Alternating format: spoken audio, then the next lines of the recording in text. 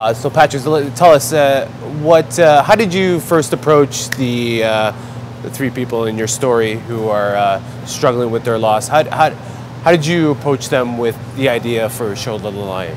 It was not an easy approach, because we were approaching them, telling them we're going to do something very experimental, very unique, something you haven't seen before. So because of that, from the get-go, we're like, okay, that sounds very abstract, and those people might really be slightly put off by the fact that we're actually dealing with such abstraction. We did tell them that we definitely don't want to simplify the story. Usually many of the disability stories are kind of like feel-good stories, and obviously lots of those people go through a tremendous amount of ups and downs, and we want to actually portray that. But on a more abstract level, we wanted to show them that certain feelings that went on in them, in their feelings, in their minds and whatnot, when the stuff was happening. So all of a sudden we realized that unless we create some kind of mood trailer to show them, then it's not going to work out. And we ended up doing. And quite frankly, we were also doing it so that we could see ourselves that we are onto something. Because we are not really convinced that our idea of taking this relatively traditional documentary form into this new territory would actually necessarily work. So we needed to convince ourselves. So we kind of hired 3 actors that would resemble some of the potential characters in our documentary. One of them was my mother, who actually played Alice, the blind photographer, because they somehow similar age, look similar.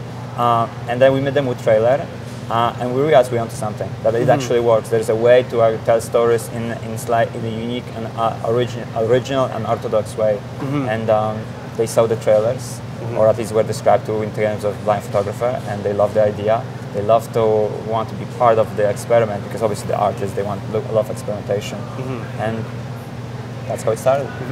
Now, when someone goes through loss, what I mentioned in our previous interview, that a lot of them resort to art and to sort of like sustain themselves going through their loss. Can you comment on that for the 3 people that you have in the film? Yeah, absolutely. When we're searching for subjects, we're very curious, because when you can ask, obviously lots of people went through some kind of loss, and how is that necessary we concentrate on artists specifically? And the reason for it is very, very, very peculiar, and what that is we wanted to see the transformation, namely kind of, okay, you're making some art, and then something very traumatic happens. How does that art changes? And of course you can see, especially in the case of Katie, the boxer that was half the brain. She used to make those beautiful watercolors, and actually not only medium change, not only subject change in her paintings, but also the format. All this time we went from watercolors that were maybe this size, and we went to big paintings the size of this sign. On a tangible level, we could see that transformation. So that was very important for us to actually go with artists, but even more so to go with artists that were had certain very strong formal approach to their art. We didn't simply want to say like art for it's good for you, you're making art. We want to see some strong art, so that it was not simply like, oh, good for you, you're making art, because you cannot express yourself in any other way, but rather you're making art coming from a very strong formal background. And that way, because that in return, we could also observe the change in form, and also as well it does in content.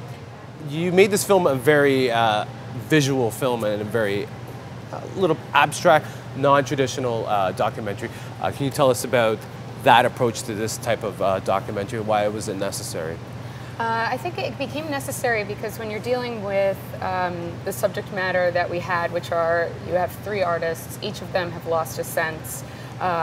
So you have the loss of vision, you have the loss of hearing, and you have the loss of a brain, and then you have you have artists who are the main characters.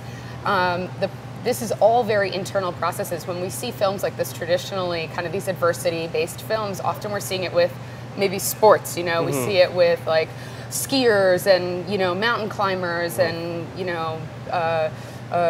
murder ball, for example, quadriplegics, creating a whole new sport genre. That has this inherent visual idea already built within it. It's action-based. So we knew that because we're dealing with something that's much more of content that is a process that's internal and internalized, we needed to really reach far to find that visual way to represent that experience, that more ephemeral, metaphoric experience. So, tell us how does it feel to be here at Hot Docs, and tell our viewers what to expect from Shoulder the Lion.